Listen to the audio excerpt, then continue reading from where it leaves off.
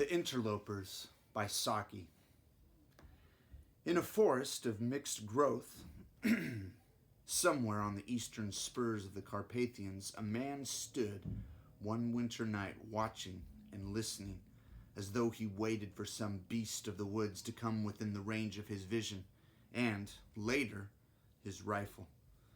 But the game for whose presence he kept so keen an outlook was none that figured in the sportsman's calendar as lawful or proper for the chase.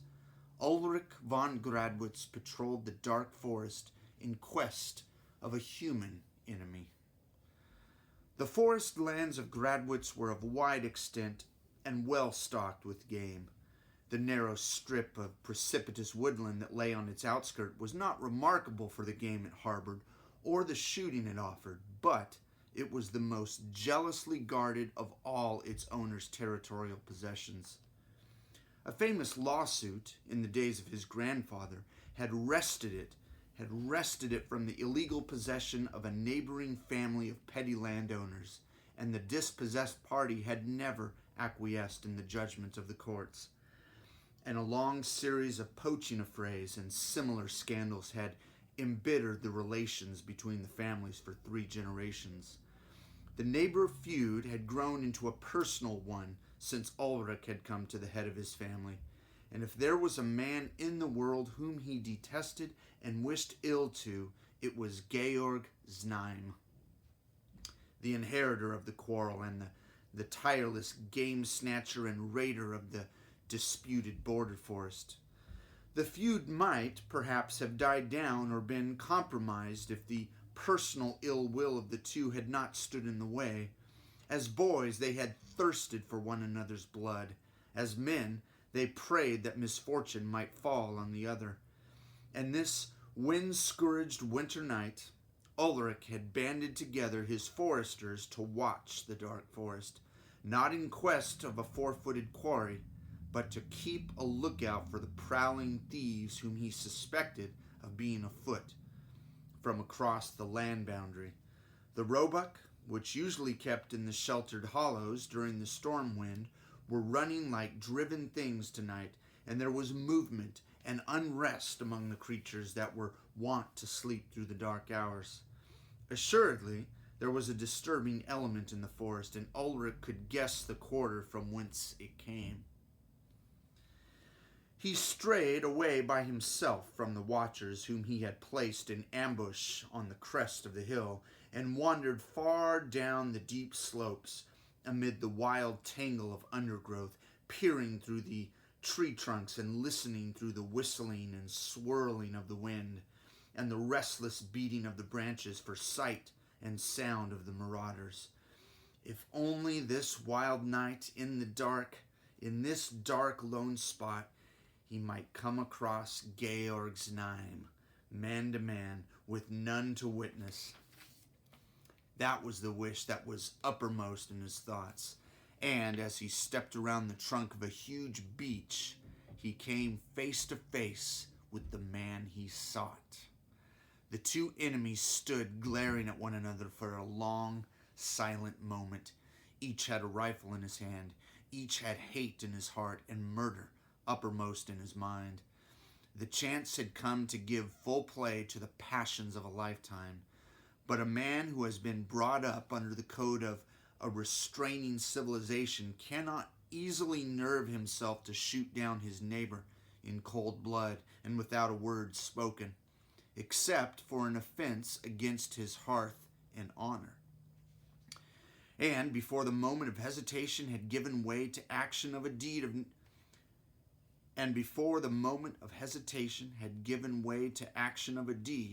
nature's own violence overwhelmed them both. A deed of nature's own violence overwhelmed them both.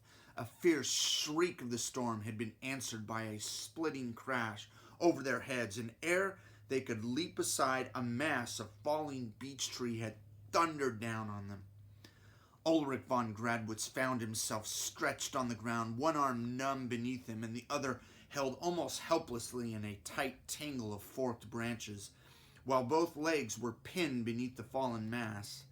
His heavy shooting boots had saved his feet from being crushed to pieces. But if his fractures were not as serious as they might have been, at least it was evident that he could not move from his present position until someone came to release him. The descending twigs had slashed the skin of his face, and he had to wink to keep away some of the drops of blood from his eyelashes before he could take a general view of the disaster. At his side, so near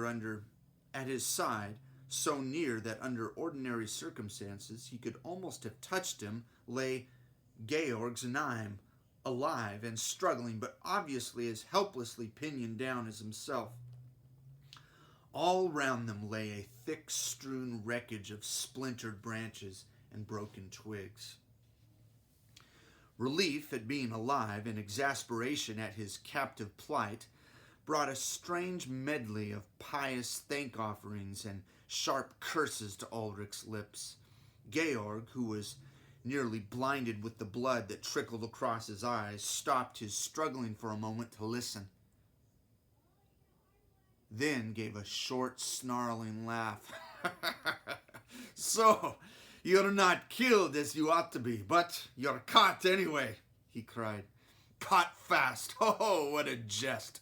Ulrich von Gradwitz snared in his stolen forest. There's the real justice for you." And he laughed again, mockingly and savagely. "I'm caught in my own forest land," retorted Ulrich. "When my men come to release us, as you wish, perhaps that you are in a better plight than caught poaching on a neighbor's land. Shame on you." Georg was silent for a moment. Then he answered quietly, Are you sure? Are you sure that your men will find you? Are you sure they will find much to release? I have men too. I have men too in the forest close behind me, and they will be here first to do the releasing. When they drag me out from under these damned branches, it won't need much clumsiness on their part to roll this massive trunk right over on top of you. Your men will find you dead under a fallen beech tree.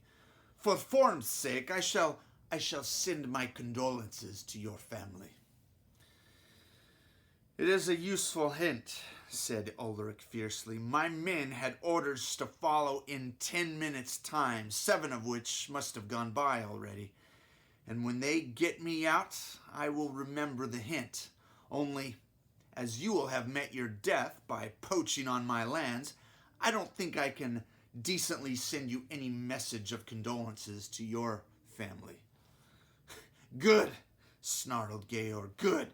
We fight this quarrel out to the death, you and I and our foresters, with no cursed interlopers to come between us.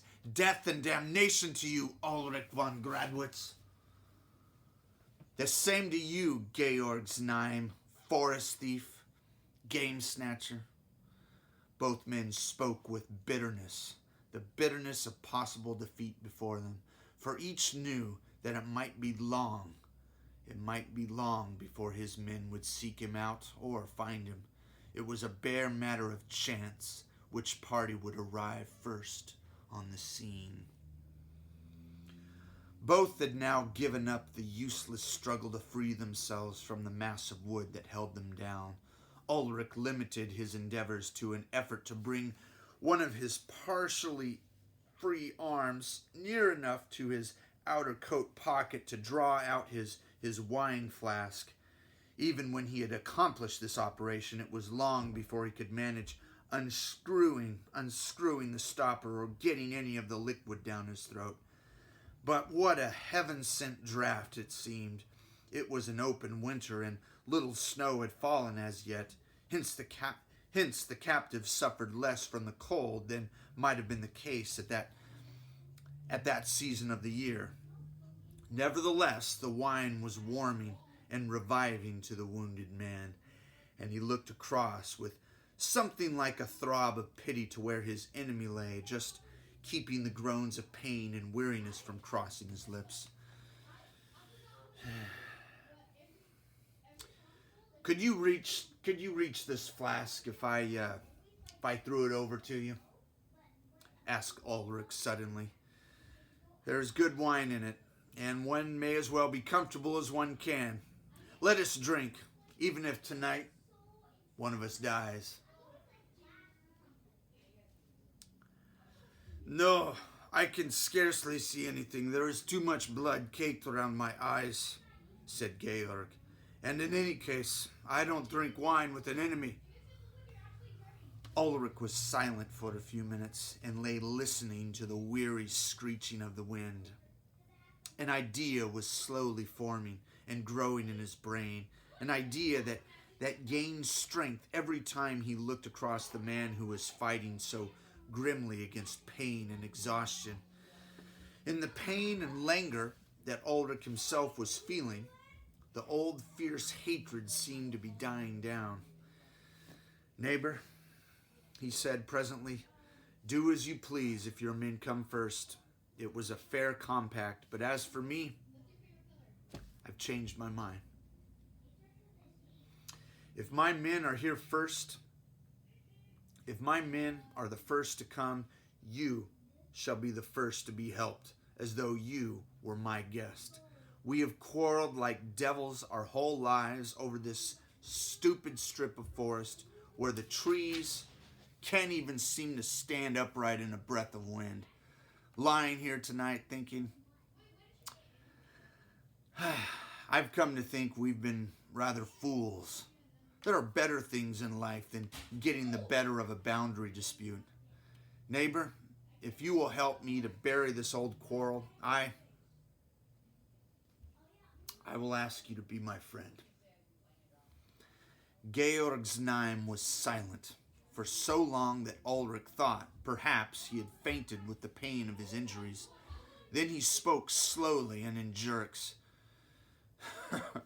How the whole region would stare and gabble if we rode into the market square together.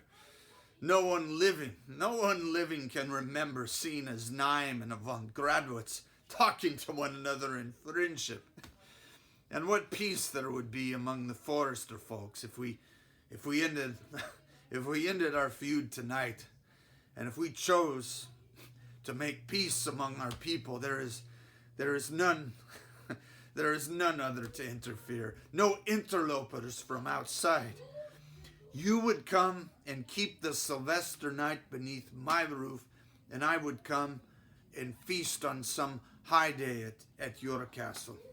I would never fire a shot on your land, save when I was invited as a guest, and you should come and shoot with me down in the marshes where the wildfowl are. In all the countryside there are none that could hinder if we willed to make peace. I never thought to have wanted to do other than to hate you all my life, but I think I have changed my mind about things too this last half hour, and you offered me your wine flask, Ulrich von Gradwitz. I will be your friend. For a space, both men were silent, turning over in their minds the wonderful changes that this dramatic reconciliation would bring about. In the cold, gloomy forest, with the wind tearing in fitful gusts through the naked branches and whistling round the tree trunks, they laid and waited for the help that would now bring release and succor to both parties.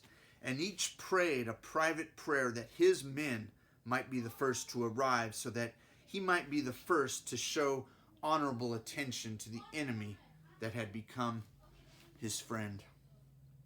Presently, as the wind dropped for a moment, Ulrich broke the silence.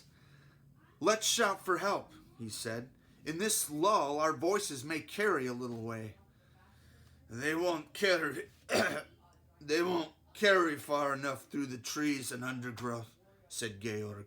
"But we can try. Together, then." The two raised their voices in a prolonged hunting call. Together again, said Ulrich a few minutes later, after listening in vain for an answering hello.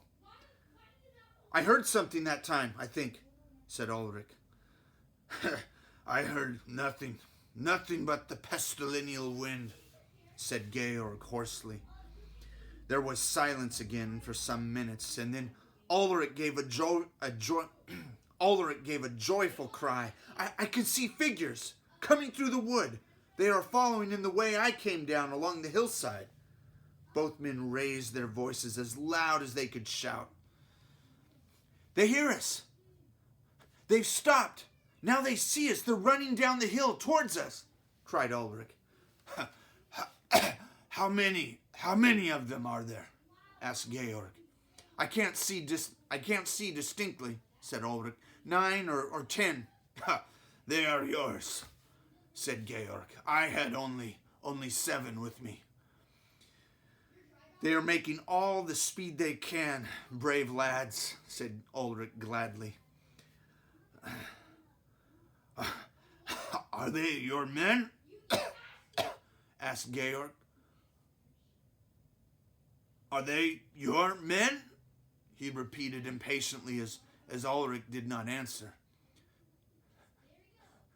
No, said Ulrich with a laugh, the idiotic, chattering laugh of a man unstrung with hideous fear. Who are they? Asked Georg quickly, straining his eyes to see what the other would gladly not have seen. Who are they, I say?